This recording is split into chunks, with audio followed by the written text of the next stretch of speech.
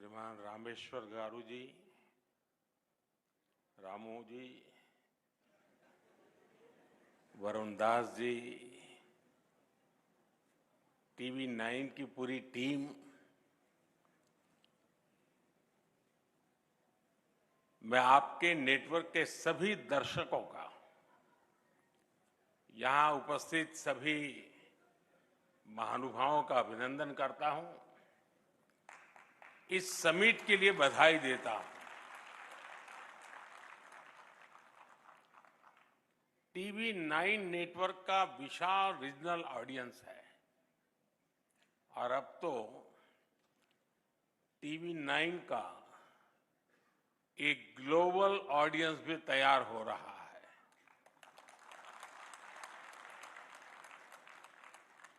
इस समिट में अनेक देशों से इंडियन डायस्पोरा के लोग विशेष तौर पर लाइव जुड़े हुए हैं। कई देशों के लोगों को मैं यहां से देख भी रहा हूं, वे लोग वहां से वेव कर रहे हैं, हो सकता है। मैं सभी को शुभकामनाएं देता हूं। मैं यहां नीचे स्क्रीन पर हिंदुस्तान के अनेक शहरों में बैठे हुए सब दर्शकों को भी उतने ही उत्साह उमंग से देख रहा हूं। मेरी तरफ से उनका भी स्वागत है। साथियों, आज विश्व की दृष्टि भारत पर है, हमारे देश पर है।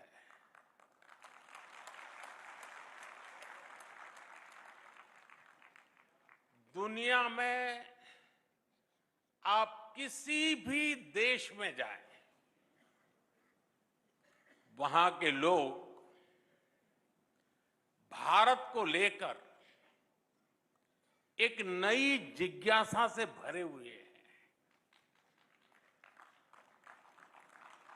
आखिर ऐसा क्या हुआ कि जो देश 70 साल में 11वें नंबर की इकोनॉमी बना, वो महज 7-8 साल में 5वें नंबर की इकोनॉमी बन गया।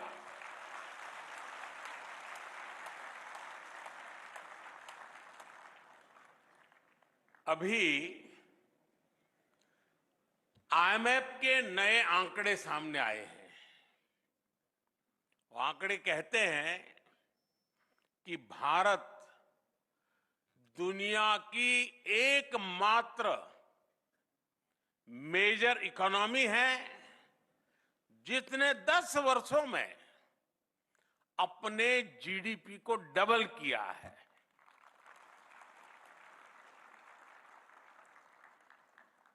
बीते दशक में भारत ने 2 लाख करोड़ डॉलर अपनी इकोनॉमी में जोड़े हैं। जीडीपी का डबल होना सिर्फ आंकड़ों का बदलना मात्र नहीं है, इसका इंपैक्ट देखिए। 25 करोड़ लोग गरीबी से बाहर निकले हैं और ये 25 करोड़ लोग एक नियो मिडिल क्लास का हिस्सा बने हैं। ये नियो मिडिल क्लास एक प्रकार से नई जिंदगी शुरू कर रहा है। ये नए सपनों के साथ आगे बढ़ रहा है, हमारी इकोनॉमी में कंट्रीब्यूट कर रहा है और उसको वाइब्रेंट बना रहा है। आज दुनिया की सबसे बड़ी युवा आबादी हमारे भारत में है। ये युवा तेजी से स्किल्ड हो रहा है, इनोवेशन को गति दे रहा है और इन सब के बीच भारत की फॉरेन पॉलिसी का मंत्र बन गया है इंडिया फर्स्ट।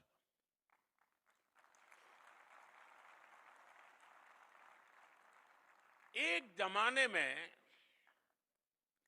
भारत की पॉलिसी थी सबसे समान रूप से दूरी बनाकर चलो, इक्वी डिस्टेंस की पॉलिसी। आज के भारत की पॉलिसी है सबके समान रूप से करीब होकर चलो, इक्वी क्लोजनेस की पॉलिसी। दुनिया के देश भारत की ओपिनियन को, भारत के इनोवेशन को, भारत के एफर्ट्स को जैसा महत्व आज दे रहे हैं वैसा पहले कभी नहीं हुआ। आज दुनिया की नजर भारत पर है। आज दुनिया जानना चाहती है व्हाट इंडिया थिंक टुडे।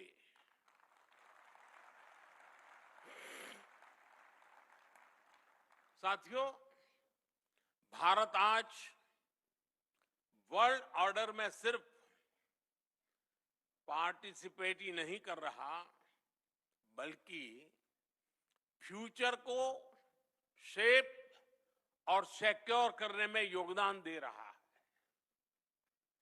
दुनिया ने ये कोरोना काल में अच्छे से अनुभव किया है। दुनिया को लगता था कि हर भारतीय तक वैक्सीन पहुंचने में ही कई कई साल लग जाएंगे, लेकिन भारत ने हर आशंका को गलत साबित किया। हमने अपनी वैक्सीन बनाई, हमने अपने नागरिकों का तेजी से वैक्सीनेशन कराया और दुनिया के 150 से अधिक देशों तक दवाएं और वैक्सीन भी पहुंचाई।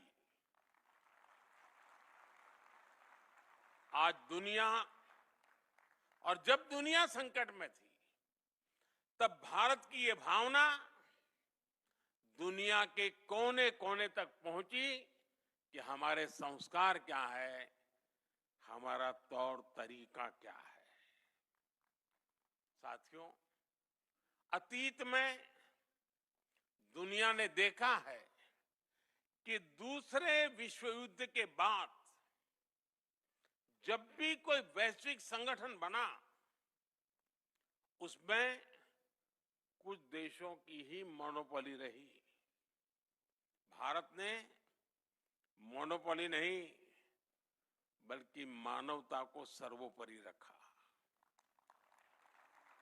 भारत ने 21वीं सदी के ग्लोबल इंस्टीट्यूशन के गठन का रास्ता बनाया और हमने ये ध्यान रखा कि सबकी भागीदारी हो, सबका योगदान हो। जैसे प्राकृतिक आपदाओं की चुनौती है, देश कोई भी हो, इन आपदाओं से इंफ्रास्ट्रक्चर को भारी नुकसान होता है। आज ही म्यांमार में जो भूकंप आया है, आप टीवी पर देखें तो बहुत बड़ी बड़ी इमारतें ध्वस्त हो रही है, ब्रिज टूट रहे हैं। और इसलिए भारत ने coalition for disaster resilient infrastructure CDRI नाम से एक वैश्विक नया संगठन बनाने की पहल की। ये सिर्फ एक संगठन नहीं बल्कि दुनिया को प्राकृतिक आपदाओं के लिए तैयार करने का संकल्प है। भारत का प्रयास है प्राकृतिक आपदा से पुल, सड़कें, बिल्डिंग्स, पावर ग्रिड, ऐसा हर इंफ्रास्ट्रक्चर सुरक्षित रहे, सुरक्षित निर्माण हो। साथियों, भविष्य की चुनौतियों से निपटने के लिए हर देश का मिलकर काम करना बहुत जरूरी है। ऐसी एक चुनौती है हमारे एनर्जी रिसोर्सेज की। इसलिए पूरी दुनिया की चिंता करते हुए भारत ने इंटरनेशनल सोलर अलायंस ISA का समाधान दिया है, ताकि छोटे से छोटा देश भी सस्टेनेबल एनर्जी का लाभ उठा सके। इससे क्लाइमेट पर तो पॉजिटिव असर होगा ही, ये ग्लोबल साउथ के देशों की एनर्जी नीड्स को भी सिक्योर करेगा। और आप सबको ये जानकर गर्व होगा कि भारत के इस प्रयास के साथ आज दुनिया के 100 से अधिक देश जुड़ चुके हैं। साथियों, बीते कुछ समय से दुनिया ग्लोबल ट्रेड में असंतुलन और लॉजिस्टिक्स से जुड़ी चैलेंजेस का सामना कर रहा है। इन चुनौतियों से निपटने के लिए भी भारत ने दुनिया के साथ मिलकर नए प्रयास शुरू किए हैं। India middle east Europe economic corridor IMEC ऐसा ही एक महत्वाकांक्षी प्रोजेक्ट है। ये प्रोजेक्ट कॉमर्स और कनेक्टिविटी के माध्यम से एशिया, यूरोप और मिडिल ईस्ट को जोड़ेगा। इससे आर्थिक संभावनाएं तो बढ़ेगी ही, दुनिया को अल्टरनेटिव ट्रेड रूट्स भी मिलेंगे। इससे ग्लोबल सप्लाई चेन भी और मजबूत होगी। साथियों, ग्लोबल सिस्टम्स को अधिक पार्टिसिपेटिव, अधिक डेमोक्रेटिक बनाने के लिए भी भारत ने अनेक कदम उठाए हैं। और यहीं पर ही भारत मंडपम में G20 समिट हुई थी। उसमें अफ्रीकन यूनियन को G20 का परमानेंट मेंबर बनाया गया है। ये बहुत बड़ा ऐतिहासिक कदम है। इसकी मांग लंबे समय से हो रही थी, जो भारत की प्रेसिडेंसी में पूरी हुई। आज ग्लोबल डिसीजन मेकिंग इंस्टीट्यूशंस में भारत ग्लोबल साउथ के देशों की आवाज बन रहा है। इंटरनेशनल योगा डे, WHO का global centre for traditional medicine, artificial intelligence के लिए ग्लोबल फ्रेमवर्क, ऐसे कितने ही क्षेत्रों में भारत के प्रयासों ने नए वर्ल्ड ऑर्डर में अपनी मजबूत उपस्थिति दर्ज कराई है। और ये तो अभी शुरुआत है। ग्लोबल प्लेटफॉर्म पर भारत का सामर्थ्य नई ऊंचाई की तरफ बढ़ रहा है। साथियों, 21वीं सदी के 25 साल बीत चुके हैं। इन 25 सालों में 11 साल हमारी सरकार ने देश की सेवा की है। और जब हम व्हाट इंडिया थिंक्स टुडे उससे जुड़ा सवाल उठाते हैं, तो हमें ये भी देखना होगा कि पास्ट में क्या सवाल थे, क्या जवाब थे। इससे TV9 के विशाल दर्शक समूह को भी अंदाजा होगा कि कैसे हम आत्मनिर्भरता से आत्मनिर्भरता तक, एस्पिरेशन से अचीवमेंट तक, डिस्परेशन से डेवलपमेंट तक पहुंचे हैं। आप याद करिए, एक दशक पहले गांव में जब टॉयलेट का सवाल आता था, तो माताओं बहनों के पास रात ढलने के बाद और भोर होने से पहले का ही जवाब होता था। आज उसी सवाल का जवाब स्वच्छ भारत मिशन से मिलता है। 2013 में जब कोई इलाज की बात करता था तो महंगे इलाज की चर्चा होती थी। आज उसी सवाल का समाधान आयुष्मान भारत में नजर आता है। 2013 में किसी गरीब की रसोई की बात होती थी तो धुएं की तस्वीर सामने आती थी। आज उसी समस्या का समाधान उज्ज्वला योजना में दिखता है। 2013 में महिलाओं से बैंक खाते के बारे में पूछा जाता था तो वो चुप्पी साध लेती थी। आज जनधन योजना के कारण 30 करोड़ से ज्यादा बहनों का अपना बैंक अकाउंट है। 2013 में पीने के पानी के लिए कुएं और तालाबों के तक जाने की मजबूरी थी। आज उसी मजबूरी का हल हर घर नल से जल योजना में मिल रहा है। यानी सिर्फ दशक नहीं बदला बल्कि लोगों की जिंदगी बदली है। और दुनिया भी इस बात को नोट कर रही है, भारत के डेवलपमेंट मॉडल को स्वीकार रही है। आज भारत सिर्फ नेशन ऑफ ड्रीम्स नहीं बल्कि नेशन दैट डिलीवर्स भी है। साथियों, जब कोई देश अपने नागरिकों की सुविधा और समय को महत्व देता है तब उस देश का समय भी बदलता है। यही आज हम भारत में अनुभव कर रहे हैं। मैं आपको एक उदाहरण देता हूं। पहले पासपोर्ट बनवाना कितना बड़ा काम था ये आप जानते हैं। लंबी वेटिंग, बहुत सारे कॉम्प्लेक्स डॉक्यूमेंटेशन का प्रोसेस, अक्सर राज्यों की राजधानी में ही पासपोर्ट केंद्र होते थे। छोटे शहरों के लोगों को पासपोर्ट बनवाना होता था तो 1-2 दिन कहीं ठहरने का इंतजाम करके चलते थे। अब वो हालात पूरी तरह बदल गया है। एक आंकड़े पर आप ध्यान दीजिए। पहले देश में सिर्फ 77 पासपोर्ट सेवा केंद्र थे। आज इनकी संख्या 550 से ज्यादा हो गई है।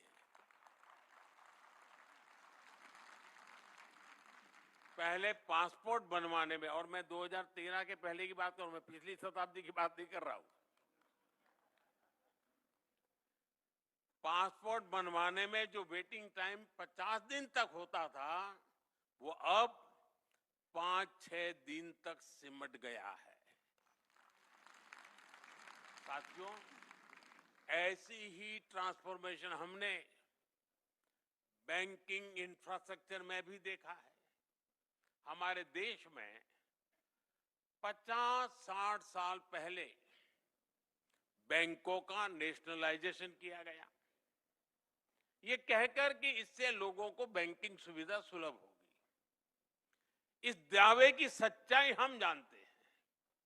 हालत ये थी कि लाखों गांवों में बैंकिंग की कोई सुविधा ही नहीं थी। हमने स्थिति को भी बदला है। ऑनलाइन बैंकिंग तो हर घर में पहुंचाई है। आज देश के हर 5 किलोमीटर के दायरे में कोई न कोई बैंकिंग टच पॉइंट जरूर है। और हमने सिर्फ बैंकिंग इंफ्रास्ट्रक्चर का ही दायरा नहीं बढ़ाया बल्कि बैंकिंग सिस्टम को भी मजबूत किया। आज बैंकों का एनपीए बहुत कम हो गया है। आज बैंकों का प्रॉफिट 1,40,000 करोड़ रुपए के नए रिकॉर्ड को पार कर चुका है। और इतना ही नहीं, जिन लोगों ने जनता को लूटा है उनको भी अब लूटा हुआ धन लौटाना पड़ रहा है। जिस ईडी को दिन रात गालियां दी जा रही है, ईडी ने 22,000 करोड़ रुपए से अधिक वसूले हैं। ये पैसा कानूनी तरीके से उन पीड़ितों तक वापस पहुंचाया जा रहा है जिनसे ये पैसा लूटा गया था। साथियों, एफिशिएंसी से गवर्नमेंट इफेक्टिव होती है। कम समय में ज्यादा काम हो, कम रिसोर्सेज में अधिक काम हो, फिजूल खर्ची ना हो, रेड टैप के बजाय रेड कारपेट पर बल हो। जब कोई सरकार ये करती है तो समझिए वो देश के संसाधनों को रिस्पेक्ट दे रही है। और पिछले 11 साल से हमारी सरकार की बड़ी प्राथमिकता रहा है। मैं कुछ उदाहरणों के साथ अपनी बात बताऊंगा। साथियों, अतीत में हमने देखा है कि सरकारें कैसे ज्यादा से ज्यादा लोगों को मिनिस्ट्रीज में एकोमोडेट करने की कोशिश करती थी, लेकिन हमारी सरकार ने अपने पहले कार्यकाल में ही कई मंत्रालयों का विलय कर दिया। आप सोचिए, अर्बन डेवलपमेंट अलग मंत्रालय था और housing and urban poverty alleviation अलग मंत्रालय था। हमने दोनों को मर्ज करके हाउसिंग एंड अर्बन अफेयर्स मंत्रालय बना दिया। इसी तरह मिनिस्ट्री ऑफ ओवरसीज अफेयर्स अलग था, विदेश मंत्रालय अलग था। हमने इन दोनों को भी एक साथ जोड़ दिया। पहले जल संसाधन नदी विकास मंत्रालय अलग था और पेयजल मंत्रालय अलग था। हमने इन्हें भी जोड़कर जल शक्ति मंत्रालय बना दिया। हमने राजनीतिक मजबूरी के बजाय देश की प्रायोरिटीज और देश के रिसोर्सेज को आगे रखा। साथियों, हमारी सरकार ने रूल्स और रेगुलेशंस को भी कम किया, उन्हें आसान बनाया। करीब 1500 ऐसे कानून थे जो समय के साथ अपना महत्व खो चुके थे, उनको हमारी सरकार ने खत्म किया। करीब 40,000 कंप्लायंसेस को हटाया गया। ऐसे कदमों से दो फायदे हुए।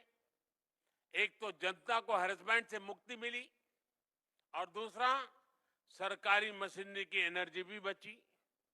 एक और एग्जाम्पल जीएसटी का है। 30 से ज्यादा टैक्सेस को मिलाकर एक टैक्स बना दिया गया है। इसको प्रोसेस के डॉक्यूमेंटेशन के हिसाब से देखे तो कितनी बड़ी बचत हुई है। साथियों, सरकारी खरीद में पहले कितनी फिजूल खर्ची होती थी, कितना करप्शन होता था, ये मीडिया के आप लोग आए दिन रिपोर्ट करते थे। हमने जेम यानी government e market place platform बनाया। अब सरकारी डिपार्टमेंट इस प्लेटफॉर्म पर अपनी जरूरतें बताते हैं, इसी पर वेंडर बोली लगाते हैं और फिर ऑर्डर दिया जाता है। इसके कारण भ्रष्टाचार की गुंजाइश कम हुई है और सरकार को 1 लाख करोड़ रुपए से अधिक की बचत हुई है। डायरेक्ट बेनिफिट ट्रांसफर डीबीटी की जो व्यवस्था भारत ने बनाई है, उसकी तो दुनिया में चर्चा है। डीबीटी की वजह से टैक्स पेयर के 3 लाख करोड़ रुपए से ज्यादा गलत हाथों में जाने से बचे हैं। 10 करोड़ से ज्यादा फर्जी लाभार्थी जिनका जन्म भी नहीं हुआ था, जो सरकारी योजनाओं का फायदा ले रहे थे, ऐसे फर्जी नामों को भी हमने कागजों से हटाया है। साथियों, हमारी सरकार टैक्स की पाई पाई का ईमानदारी से उपयोग करती है और टैक्स पेयर का भी सम्मान करती है। सरकार ने टैक्स सिस्टम को टैक्स पेयर फ्रेंडली बनाया है। आज आईटीआर फाइलिंग का प्रोसेस पहले से कहीं ज्यादा सरल और तेज है। पहले सीए की मदद के बिना आईटीआर फाइल करना मुश्किल होता था। आज आप कुछ ही समय के भीतर खुद ही ऑनलाइन आईटीआर फाइल कर पा रहे हैं और रिटर्न फाइल करने के कुछ ही दिनों में रिफंड आपके अकाउंट में भी आ जाता है। फेसलेस असेसमेंट स्कीम की टैक्स पेयर्स को परेशानियों से बचा रही है। गवर्नेंस में एफिशिएंसी से जुड़े ऐसे अनेक रिफॉर्म्स ने दुनिया को एक नया गवर्नेंस मॉडल दिया। साथियों, पिछले 10-11 साल में भारत हर सेक्टर में बदला है, हर क्षेत्र में आगे बढ़ा है और एक बड़ा बदलाव सोच का आया है। आजादी के बाद के अनेक दशकों तक भारत में ऐसी सोच को बढ़ावा दिया गया जिसमें सिर्फ विदेशी को ही बेहतर माना गया। दुकान में भी कुछ खरीदने जाओ तो दुकानदार के पहले बोल यही होते थे, भाई साहब लीजिए ना, ये तो इंपोर्टेड है। आज स्थिति बदल गई है। आज लोग सामने से पूछते हैं, भाई मेड इन इंडिया है या नहीं है।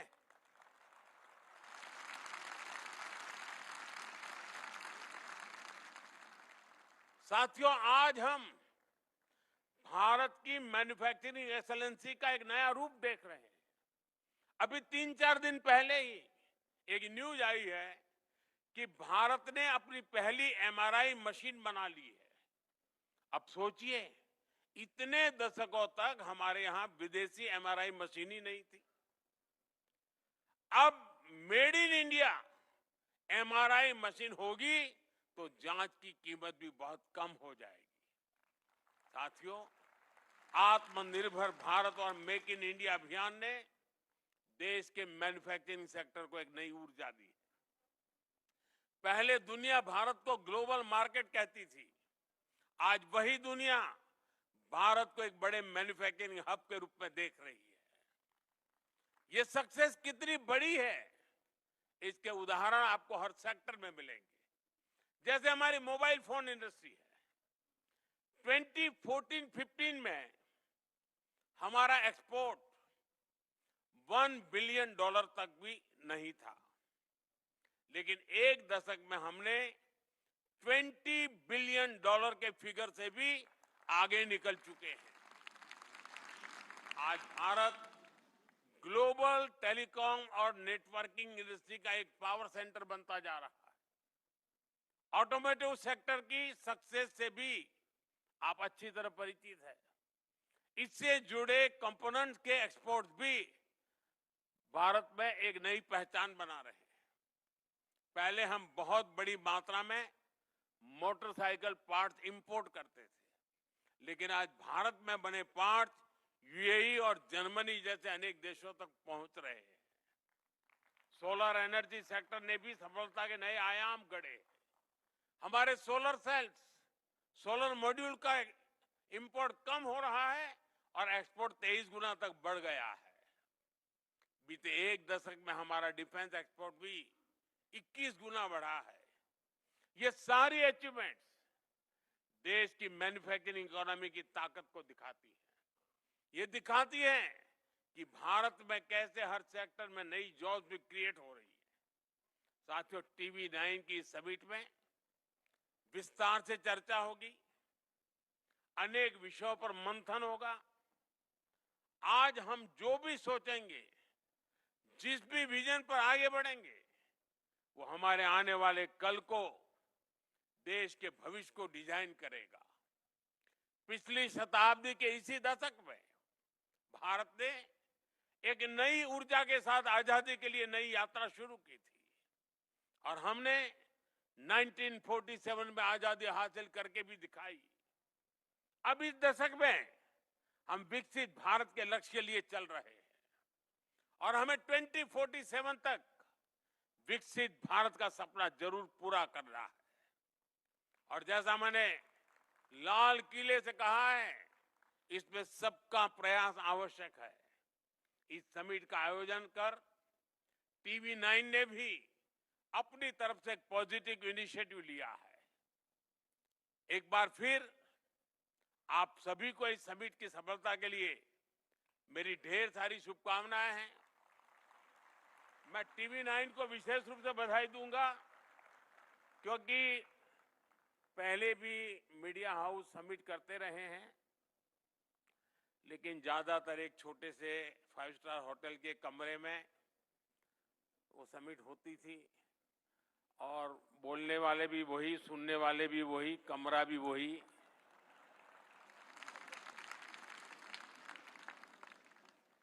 TV9 ने इस परंपरा को तोड़ा और ये जो मॉडल पेश किया है, 2 साल के भीतर भीतर देख लेना, सभी मीडिया हाउस को यही करना पड़ेगा। यानी टीवी 9 थिंग्स टुडे वो भाग्यों के लिए रास्ता खोल देगा।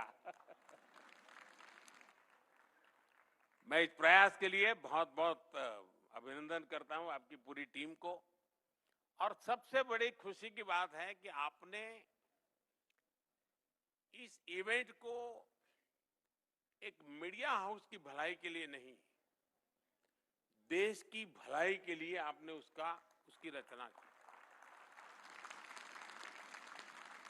50,000 से ज्यादा नौजवानों के साथ एक मिशन मोड में बातचीत करना, उनको जोड़ना, उनको मिशन से साथ जोड़ना, और उसमें से जो बच्चे सिलेक्ट होकर के आए उनकी आगे की ट्रेनिंग की चिंता करना, ये अपने आप में बहुत अद्भुत काम है।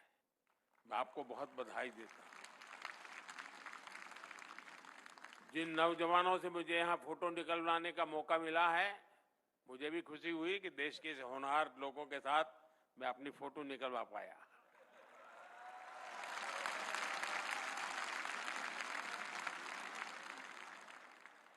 मैं इसे अपना सौभाग्य मानता हूं दोस्तों कि आपके साथ मेरी फोटो आज निकली है।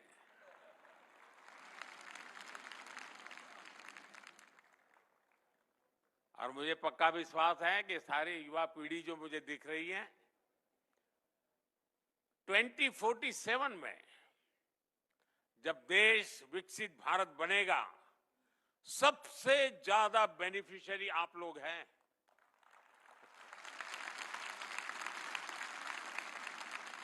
क्योंकि आप उम्र के उस पड़ाव पर होंगे जब भारत विकसित होगा, आपके लिए मौज ही मौज है।